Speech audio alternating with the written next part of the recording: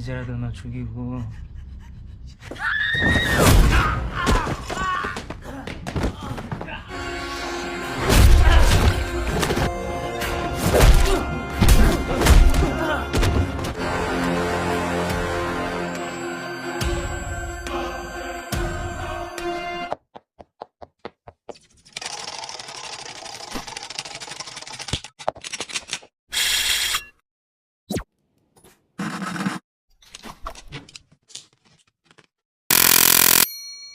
Cerita berlatar di sebuah pengadilan. Ada seorang penjahat, kita sebut saja Kon. Kon sedang menjalani sidang atas perbuatannya, dan ada anak laki-laki bernama Kim Jim Yong yang ikut menyaksikan. Dan ternyata si penjahat itu adalah pembunuh dari ibu Kim Ji Yong. Pengadilan menjatuhkan hukuman 3,5 tahun atas kasusnya tersebut. Karena merasa tidak adil, Ji Yong pun menangis mendengarnya.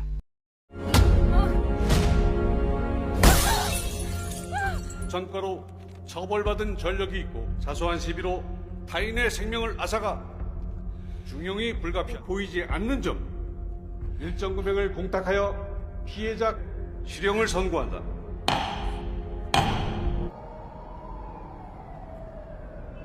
12 tahun kemudian, Kon mendatangi supir bus karena supir bus tersebut sudah melaporkan Kon ke polisi atas kasus pembunuhannya, sehingga Kon pun langsung menghajarnya. Dan dari belakang ada pria yang mengawasi. Dengan menggunakan pakaian hitam, pria itu ternyata Ji Yong yang ingin membalas dendam atas kematian ibunya. Ji Yong terus mengikuti Kon hingga suatu ketika saat Kon berbalik badan, Kon bertanya mengapa ia selalu mengikutinya. Dan Ji Yong pun menjawab kalau Kon telah menghabisi ibunya dan tidak dihukum dengan pantas. 어떻게 감옥에 안 있고 밖을 돌아다녀? 그렇지 이 새끼야! 재미 안 되지. 우리 집은 너 때문에 다 망가졌는데.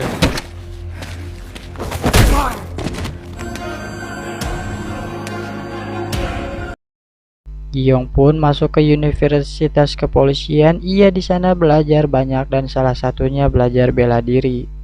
다수의 전과를 가진 자뿐만 아니라 초범의 비율도 상당한데 건으로 형을 사는 사람이 있어요.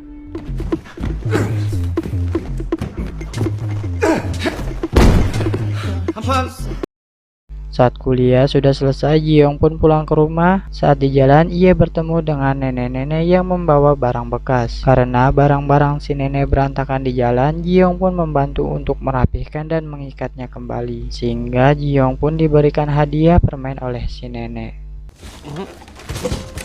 꽉 묶어야 돼. 잘 먹겠습니다. Saat di rumah, Ji Yong menonton sebuah berita. Berita itu menyiarkan tentang preman yang masuk ke sebuah rumah kecil di dekat stasiun Seonpo. Preman itu mengacak-acak dan menyerang pemilik rumah sehingga pemilik rumah terluka butuh 17 minggu untuk pulih. Saat preman itu ditangkap, pengadilan menolak surat penangkapan tersebut. Mendengar berita itu, Ji Yong pun lekas mencari berita tersebut. 주인을 폭행. 전치 18주.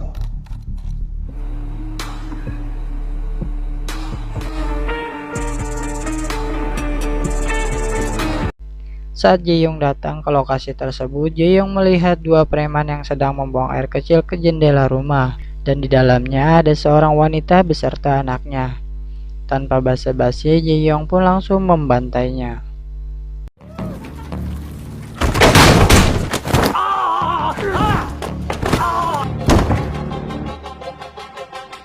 Selesai dari dua preman tersebut, Ji Yong melihat berita tentang seorang dokter yang cabul. Dokter itu membius pasiennya dan memperkosanya, dan lebih parahnya lagi, kejadian itu ia rekam olehnya. Saat dilaporkan ke polisi, dokter itu pun aman dan izin praktiknya tidak dicabut. Dengan segera Ji Yong lah yang mengadilinya. 누구세요?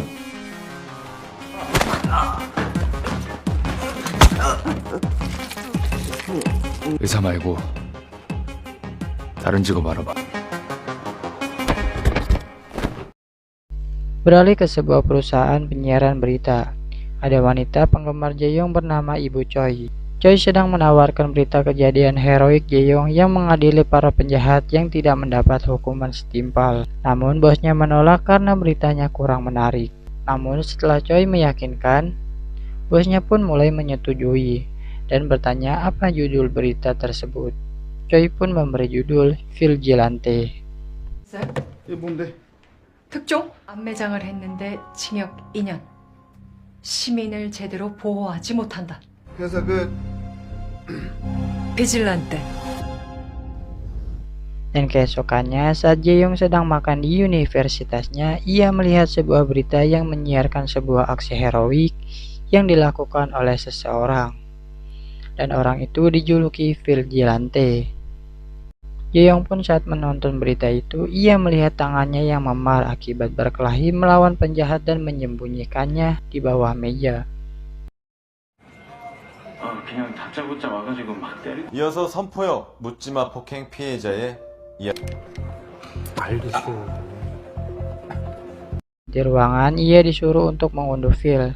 Bukannya mengunduh file, Jae-yong malah mencari informasi tentang seseorang yang mabuk dan menabrak dua orang, yang satu tewas dan yang satu kritis. Lagi-lagi tidak dihukumi dengan adil, maka Jae-yong pun lekas mendatanginya. Saat Jae-yong melihat pelaku merasa menyesal dan meminta maaf, hingga Jae-yong pun tidak jadi untuk mengadilinya.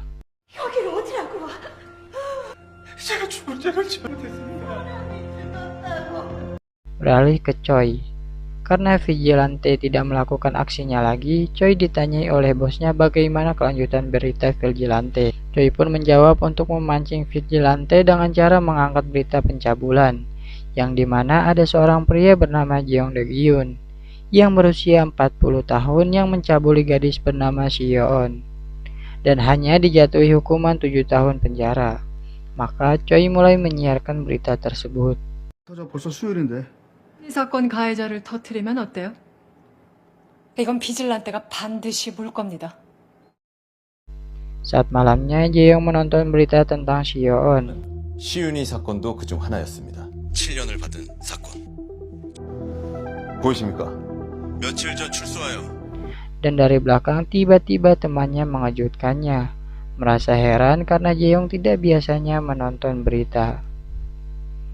Beralih ke Jae-yong. Jae-yong datang lebih pagi dari biasanya. Ia langsung mencari berita tentang Si-yeon sambil mengunduh file yang belum selesai. Jae-yong mencari mulai dari TKP, profil korban dan pelaku. Dan tiba-tiba profesor masuk ke ruangannya dan heran mengapa Jae-yong datang lebih pagi. Dan Jae-yong pun memberitahukan kalau ia sedang mengunduh file yang kemarin profesor suruh.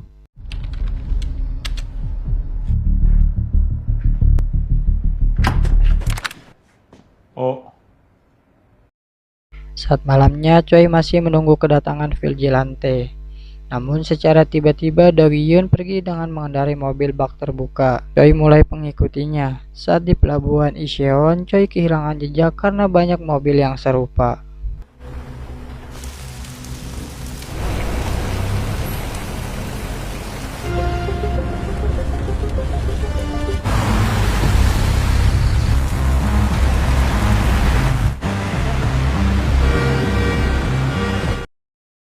Paginya ada beberapa detektif yang mengidentifikasi rumah Do-gyun, dan detektif itu pun membagi menjadi dua kelompok untuk berjaga di rumah korban Si-yeon, dan ada juga yang pergi ke pelabuhan Incheon.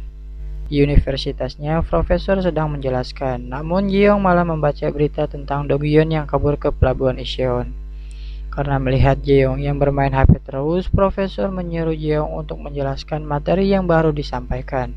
Jae-yong gak jelas menyampaikan, maka profesor hanya diam dan mengumumkan untuk cuti seminggu. 근데 최근 이 디지털 환경 속에서 피해자의 개인 정보가 김지용, 자네가 한번 얘기해봐. 자기가 잡힌 게 피해자 때문이라고 생각해서 그런 것 같습니다. 자, 주말 잘 보내고 다음 시간에 보자고.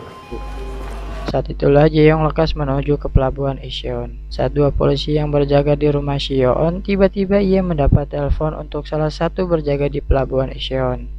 Dan saat di luar, ia melihat ada seorang tukang paket yang memakai helm. Saat disuruh buka, polisi itu pun tidak mengenali kalau tukang paket itu Do-gyun. Tibalah Dokyeon ke rumah Sioon. Dokyeon langsung mengeluarkan pisau yang berada di kopernya.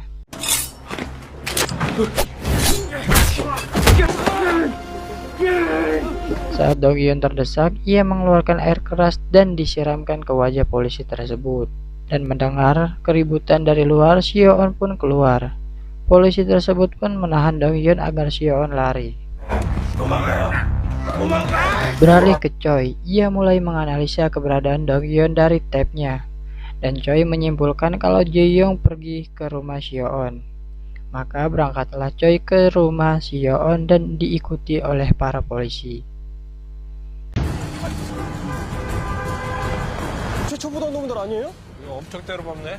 Saat Sioon hampir dibunuh oleh Dokyeon, namun tiba-tiba Jae-young datang. Dan ternyata Jae-young tidak pergi ke pelabuhan Incheon, melainkan ke rumah Sioon.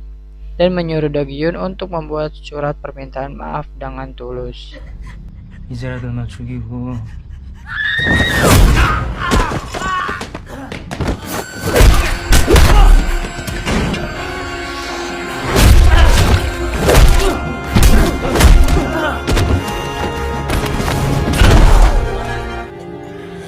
반성문을 써. Saat Choi sedang berjalan, ia bertemu dengan Jae-young. Choi tidak mengetahui pemuda yang dihadapannya adalah vigilante yang ia idolakan. Saat Choi ke TKP, ternyata Dokyeon sudah tewas. Dan Choi pun berpikir pemuda yang ia temui di jalan menyimpulkan ternyata pemuda itu adalah vigilante. Sehingga film pun tamat.